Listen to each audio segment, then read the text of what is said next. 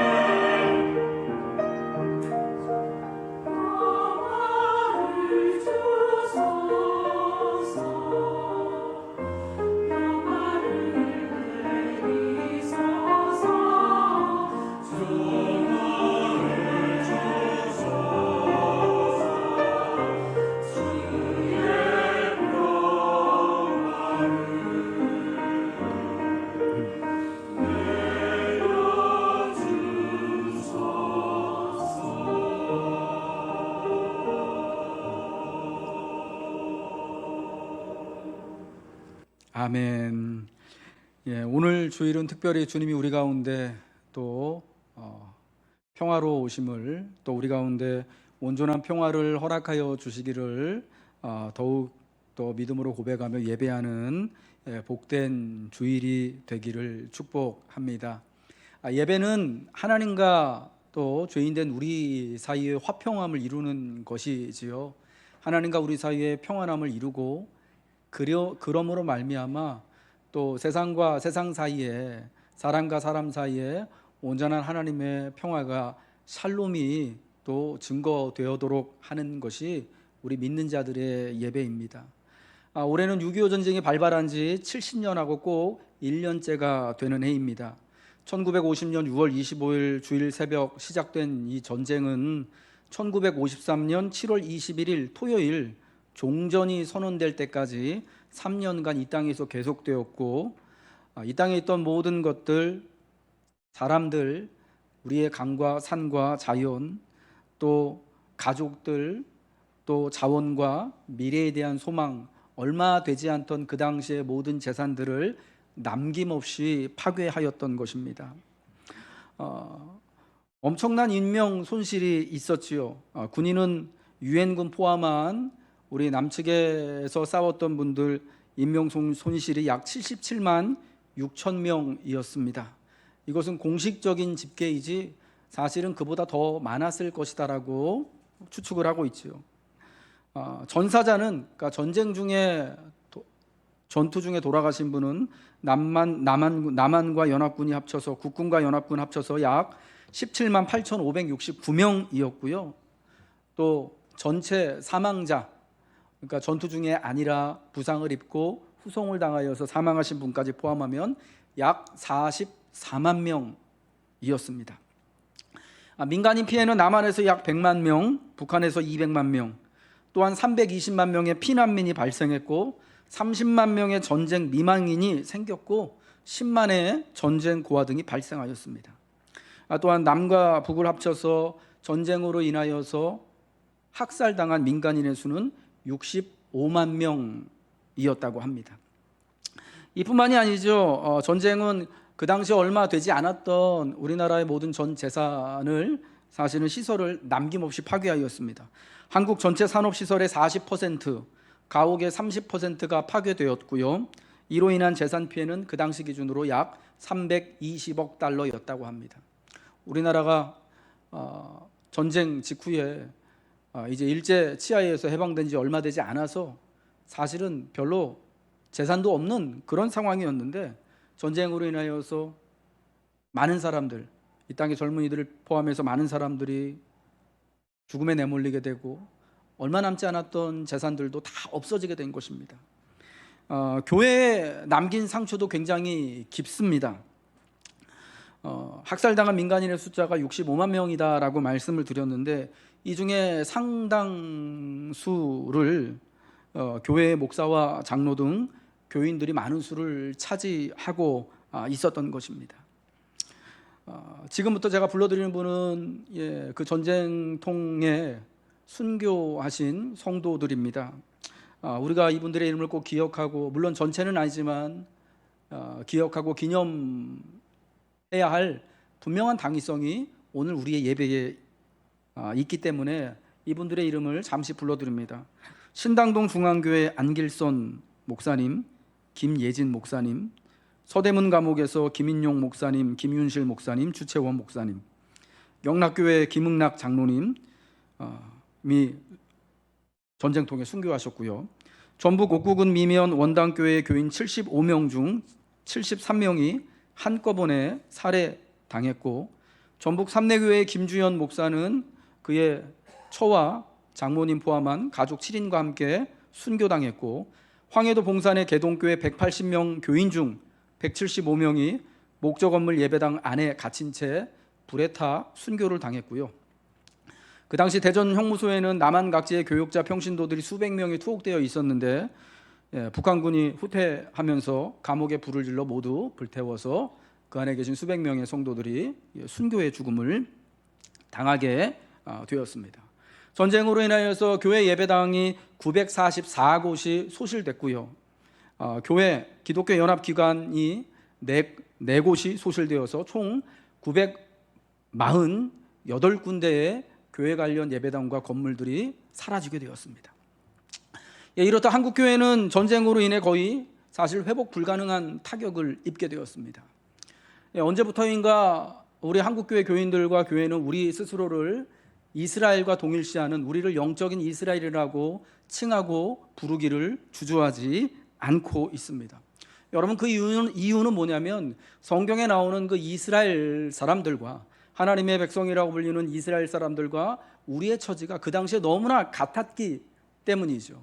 일제 치하의 그 식민 지배를 받고 곧이어서 해방이 되었지만 바로 전쟁을 통하여서 3년이란 정말 끔찍한 그 전쟁, 아무것도 남지 않은 그 전쟁을 겪으면서 우리가 성경이 말씀하는, 이사야서에서 말씀하는, 지금 돈 없고 값 없어서 사실은 포도주도 젖도 물도 사 먹을 수 없는, 아무것도 남지 않은 그러한 상태가 바로 우리가 이스라엘이구나라는 마음이 생기게 되었던 것 아니겠습니까?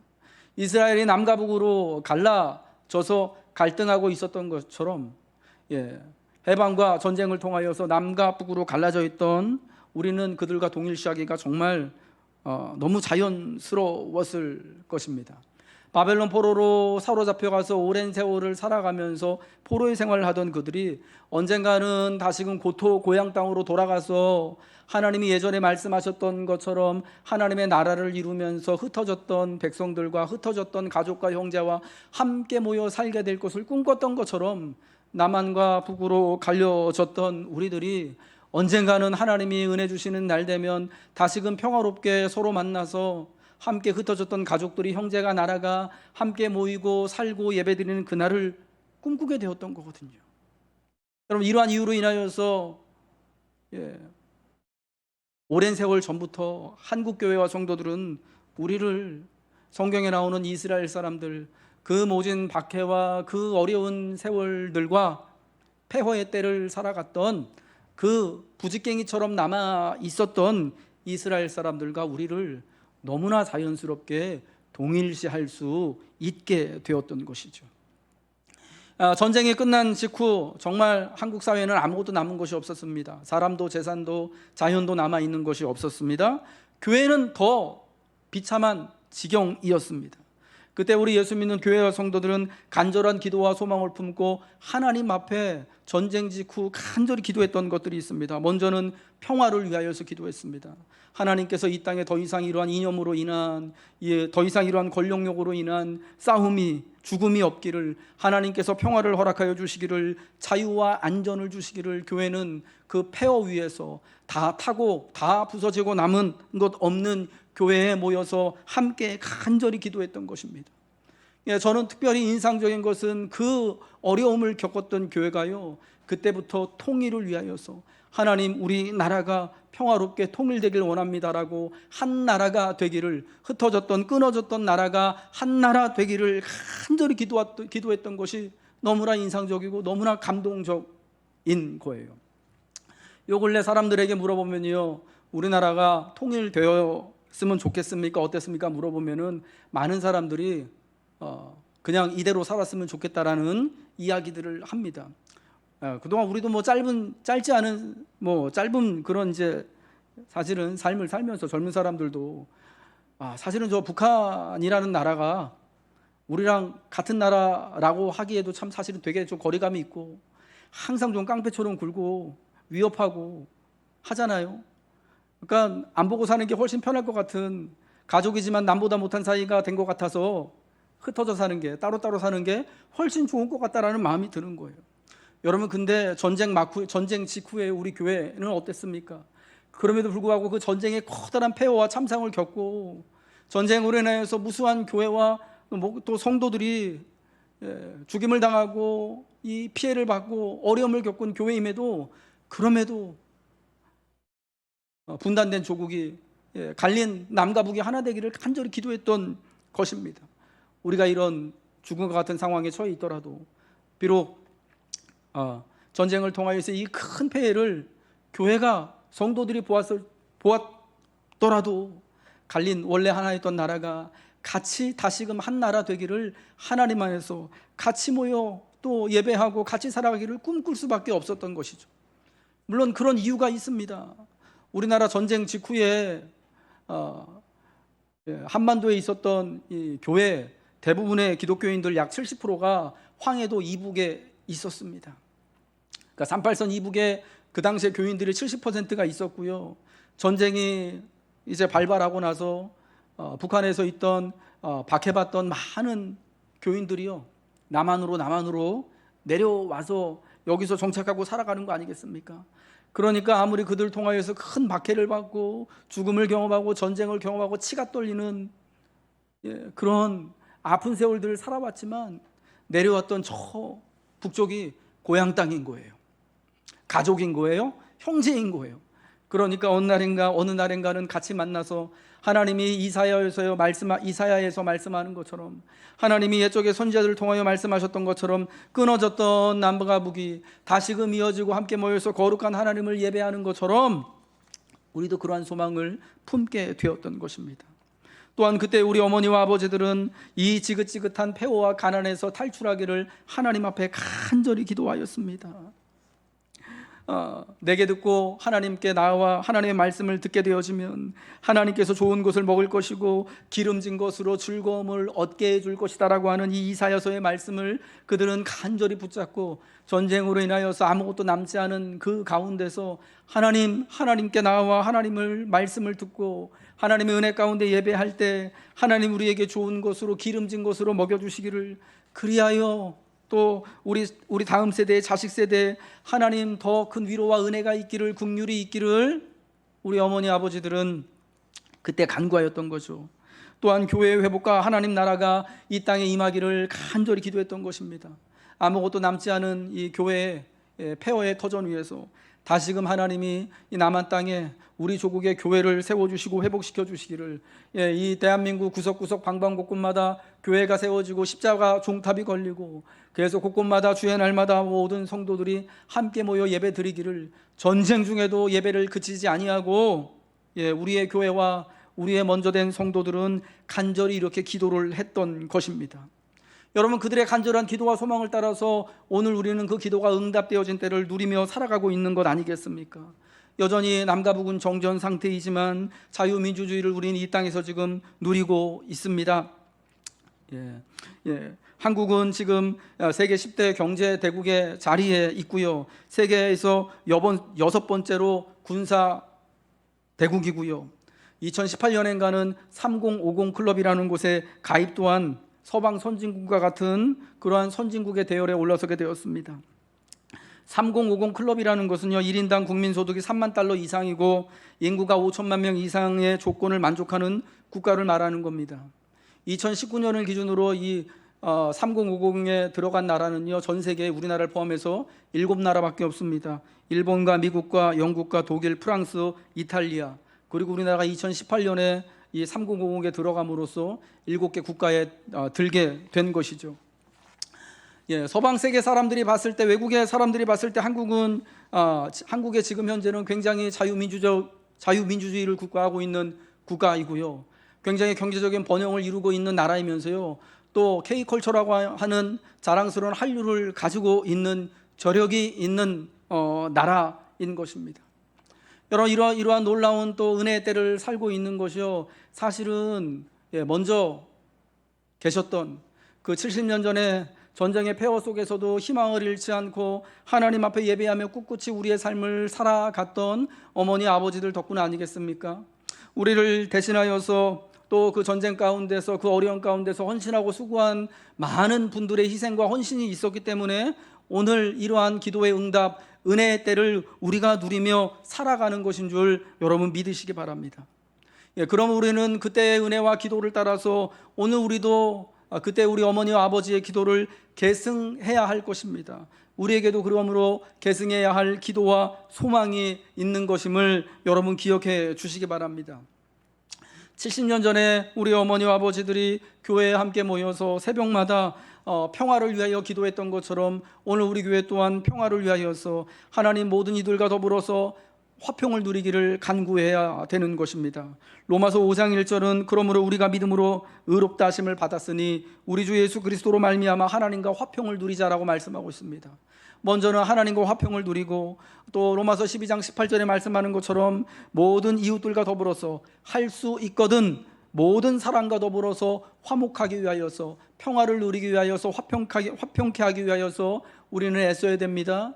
평화를 위하여서 기도해야 됩니다. 평화로운 가운데 또 분단된 남과 북이 함께 또 이어질 수 있기를, 통일을 이룰 수 있기를, 한 자리에 모여서 함께 예배할 수 있기를, 그래서 저 가지 못하는 고향 땅에 다시금 돌아가서 가족을 만나고 형제를 만날 수 있기를 우리는 기도해야 되는 사명이 있는, 그러한 책임이 있는 교회이며 성도라는 것입니다. 사랑하는 성도 여러분, 그럼 우리는 주어진 평화를 누리는 것만이 아니라 특별히 성도는 적극적으로 평화를 만들기 위해서 헌신해야 합니다. 그러기 위해서 교회와 성도는 모든 폭력에 반대해야 합니다. 신체적인 폭력, 물리적, 물질적인 폭력, 언어적인 폭력, 종교적이고 정치적인 모든 폭력에 대하여서 우리는 반대할 수 있어야 됩니다. 서로의 다름을 인정하고 존중할 수 있는 성숙한 시민의식이, 신앙의 의식이 우리에게 필요한 것입니다. 성경에 늘 말씀하듯이 유대인은 유대인답게 유대인으로서, 그리스도인으로서 살아가고, 이방인은 이방인답게 이방인 그리스도인으로서 살아가며 한 거룩한 교회 안에서 그리스도인으로서 모이고 예배하고 수고해야 하는 것입니다. 또한 평화를 증진하는 일들에 우리는 함께 헌신하고 수고하는 교회와 성도가 되어져야 하는 것이죠. 여러분, 근래 우리나라는 많은 사람들이 볼 때 참 부러워할 만하고 자랑할 만한 것들을 지금 성취한 그런 나라가 되었습니다. 경제적인 부분에 있어서 참 굉장히 많은 큰 성취를 이뤘죠. 2차 대전 전에 식민 지배를 받던 나라 중에 이렇게 한국처럼 지금은 서방 선진국가의 대열에 들어선 나라가 없어요. 한국이 여러분 유일하지 않습니까? 우리의 문화와 우리의 저력, 또 특별히 코로나로 인하여 드러난 우리 한국 사람들의 시민의식, 함께 방역의 주체가 되고 함께 안전을 위해서 수고하는 이 시민의식과 민주의식은 또한 어떻습니까? 방역의 체계는 어떻습니까? 우리의 의료의 체계는 어떻습니까? 많은 사람들이 부러워하고 특별히 배워가려고 하고 있지 않습니까? 서방 사람들이 볼 때 우리나라는요, 지금 이제 사실은 우리가 우리 자신을 볼 때는 여전히 우리가 모자란 것 같고 못난 것 같지만, 다른 외부 세계에서 볼 때 한국은요 이미 상당한 수준에 올라 있는 나라이고 민족이고 또 국민들이다라는 거죠. 그런데요, 이 서방 세계 외교 안보 전문가들이 본 우리 한국의, 그러나 그 중에서 가장 그래도 큰 위험 요소, 불안 요소라고 꼽고 있는 것들이 있습니다. 그게 뭐냐면 북한의 핵 위험, 이런 거 될 수도 있겠죠. 항상 우리 옆에서 우리 괴롭히는 중국, 언제 대한민국에 뒤에 칼을 꽂을지 모르는 일본, 이런 나라들 될 수도 있을 건데, 가장 큰 불안 요소로요, 그 서방의 안보 전문가들, 외교 전문가들이라고 하는 사람이 꽂은 게 뭐냐면 나라 안에 있는 극심한 대립이다라는 거예요. 정치적인 극심한 대립이, 정치적 대립이 시민사회의 대립까지 불러 일으키고 있는 이 상황은 한국의 가장 불안한 요소 중에 하나다. 그래서 앞으로 한국의 시민사회가, 한국의 이 시대가 더욱더 건전하고 더 든든한 사회가 되기 위해서는 이 한국 내에 있는 이 극심한 대립을 극복해야 한다라고 이야기를 하더라고요. 저는 참 합당하다라는 생각이 들더라고요. 그들의 이렇게 찝어가지고 이야기를 해주는 것이 참 맞다라는 생각이 듭니다. 여러분, 그러게 하기 위하여서 우리 그리스도인들이요, 지금 기도하면서 큰 역할을 감당할 수 있는 것은 우리가 화평케 하기 위하여서 주님이 말씀하신 것처럼 모든 이들과 더불어 화평하기 위하여서 우리가 수고하고 헌신해야 하는 거예요. 로마서 12장 18절에 할 수 있거든 너희로서는 모든 사람과 더불어서 화목해라, 화평하라라고 말씀하고 있는데, 그 로마서 12장 문맥 14절부터의 문맥을 보면요, 여기 모든 사람이 누가 들어가냐면요, 심지어 우리를 박해하는 사람도 들어가요. 너희를 박해하는 자를 위해서 저주하지 말고 축복하라고 하거든요.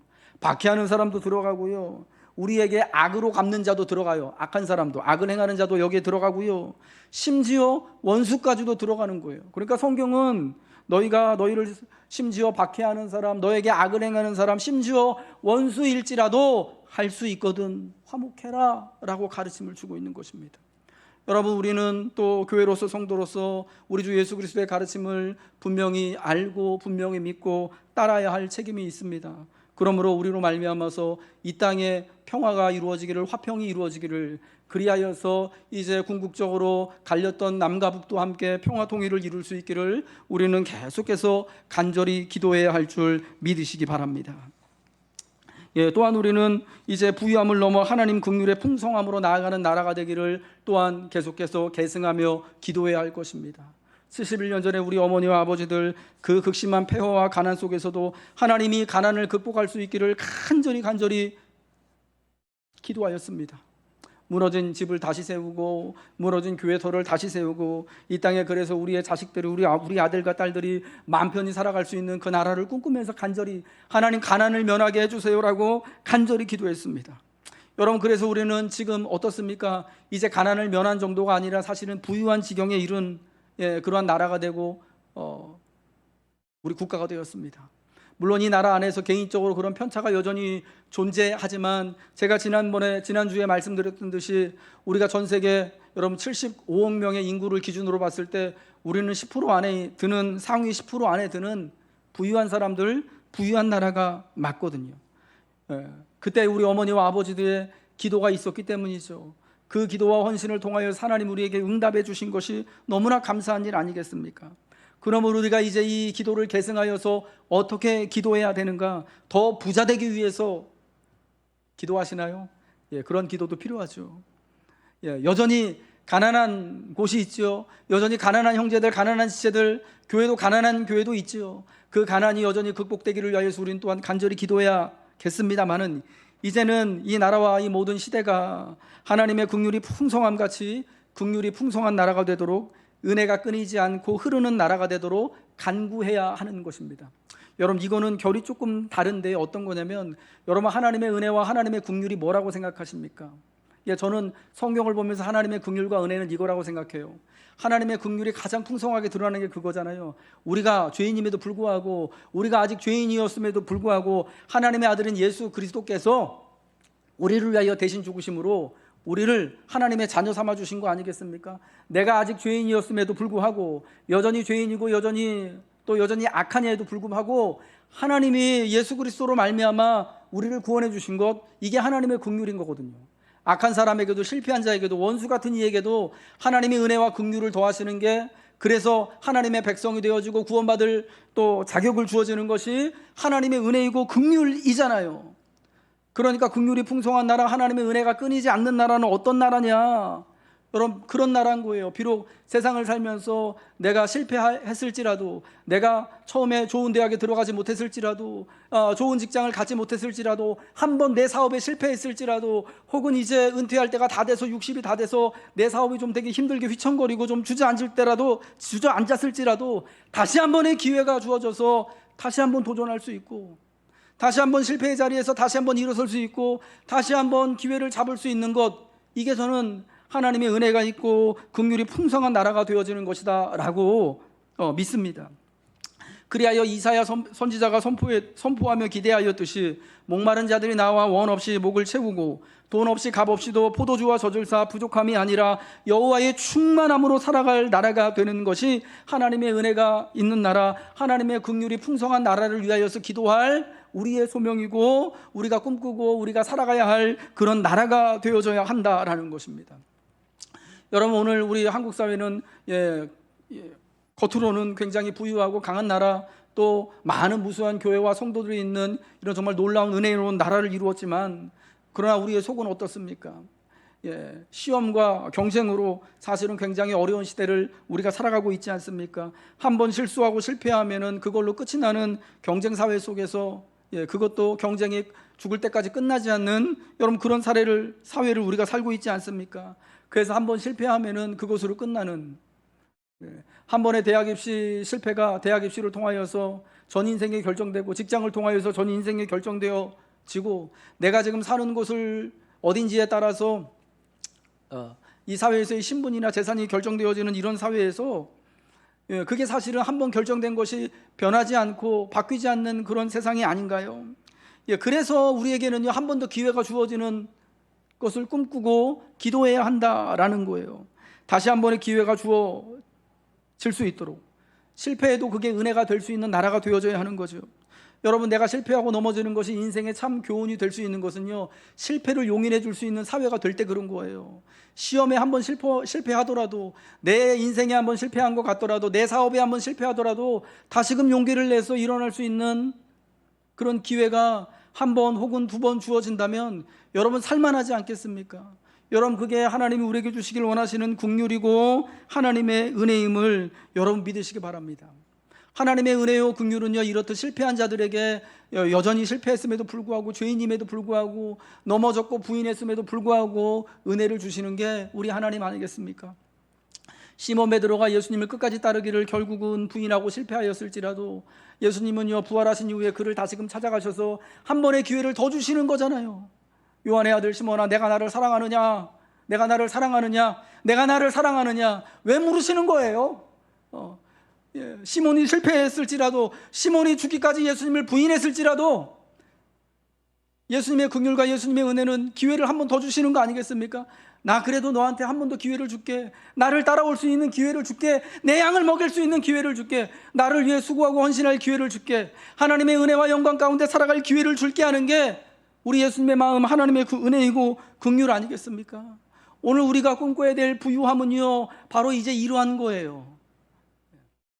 단순히 물질적인 부유함을 넘어서 하나님의 은혜가 풍성한 나라가 되도록, 하나님의 긍휼함이 풍부한 나라가 되도록, 그래서 누구도 실패 가운데 완전히 좌절하지 아니하고 다시 한 번의 기회를 얻을 수 있는 나라가 될 수 있도록 우리는 계속해서 우리 어머니들의 기도, 우리 아버지들의 기도를 70년간 이어온 이 기도를 붙들고 계승하고 계속 기도해야 하는 것입니다.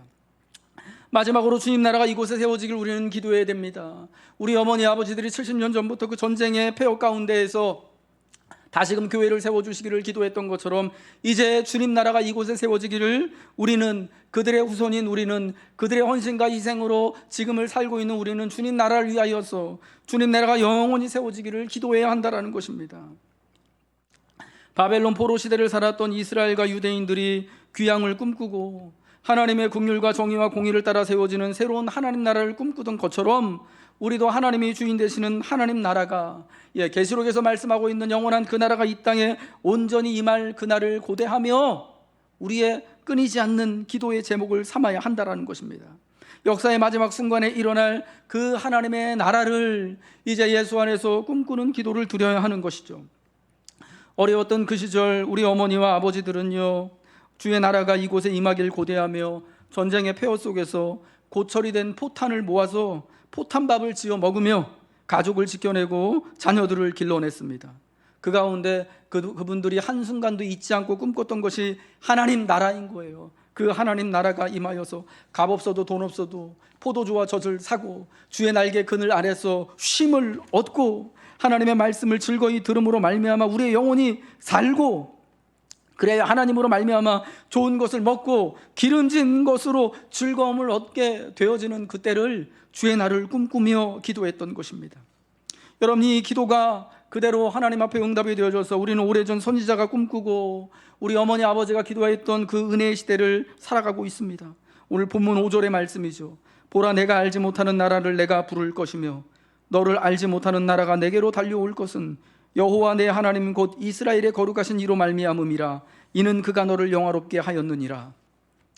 이 선지자에 의하면 바벨론 포로로 살아가던 이스라엘 백성들에 의하면 우리가 바로 알지 못하던 그 나라가 분명한 거 아니겠습니까? 너를 알지 못하는 나라가 내게로 달려올 것은 그가 너를 영화롭게 하리라.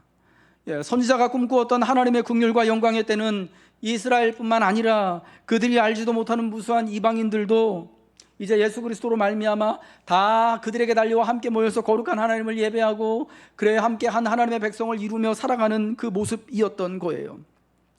여러분, 이 소망과 이 은혜의 때는요, 그리스도 예수로 말미암아 많은 이방 사람들에게 복음이 전해짐으로 성취되었습니다. 또한 그 복음이 돌고 돌아서 오늘 한국 땅에까지 와서 전쟁의 폐허 속에서 예수에 대한, 하나님에 대한 간절한 소망을 붙들고 살아온 우리 어머니 아버지들로 말미암아서 이 땅에 70년 세월 동안 든든히 모여 예배하고 또 수고했던 이 교회로 말미암아서 우리의 역사 속에, 우리의 시대 속에 이루어진 것임을 믿으시기 바랍니다. 그러므로 이 조국 대한민국을 살아가는 하나님의 모든 성도들과 모든 교회는 우리에게 이 놀라운 성경의 약속을 이루어주신 하나님께 대해 늘 감사하며 영광을 돌려야 할 줄로 믿습니다. 또한 하나님이 직접 다스리시는 영광스러운 그 나라가 우리 가운데 온전히 임하고 이루어지길 더욱 간절히 소망하며 영원한 하나님 나라를 바라보아야 할 것입니다. 70년 전 그 폐허 속에서, 그 아무것도 없는 죽음과 가난 속에서 우리의 어머니 아버지들은 평화를 위하여서 또 가난을 물리치기를, 하나님의 부유함을 위하여 기도하였습니다. 교회를 다시금 세워주기를, 믿음을 세워주기를 기도하였습니다. 이 기도의 응답 가운데 우리가 서 있고 우리가 살아갑니다. 그래서 또한 이제 오늘 이 70년 이후에 우리 교회와 성도들은 이 기도를 계승 발전하여 우리가 모든 사람과 더불어서 이 시대와 더불어서 화평케 하는 나라가 되기를, 평화를 만드는 교회가 되기를 꿈꾸고 기도해야 할 것입니다. 물질의 부유함을 넘어서 하나님의 풍성함과 긍휼의 풍성함까지 나아가는 그런 나라와 시대가 되기를 간구해야 될 것입니다. 마지막으로 주님의 나라가, 오래전 선지자가 꿈꿨던 그 주님의 영광스러운 나라가 이 땅에 온전히 임하기를 우리 같이 기도해야 할 것입니다. 하나님이 사랑하는 우리 녹원교회 교우 여러분들, 은혜로 우리의 70년 이전을 돌아봅시다. 군데군데 마디마디 은혜가 아닌 것이 없었음을 우리는 고백하게 되는 것입니다. 하나님의 이 놀라운 은혜가 아무것도 없는 것 가운데서 아름답게 꽃을 피우고 열매를 맺고, 이제 우리가 그 꽃의 향기를 맡고 열매를 맛보며 살아가는 것처럼 이제 우리에게 남겨진 또 우리의 헌신과 책임과 우리의 기도를 담아 우리 역시도 평화를 위해 간구하며 주의 긍휼의 풍성한 때를 위해 간구하며 주의 나라를 위해서 함께 기도하고 함께 소망을 품고 함께 거룩한 그 길을 달려가시기를 주님의 이름으로 축복합니다.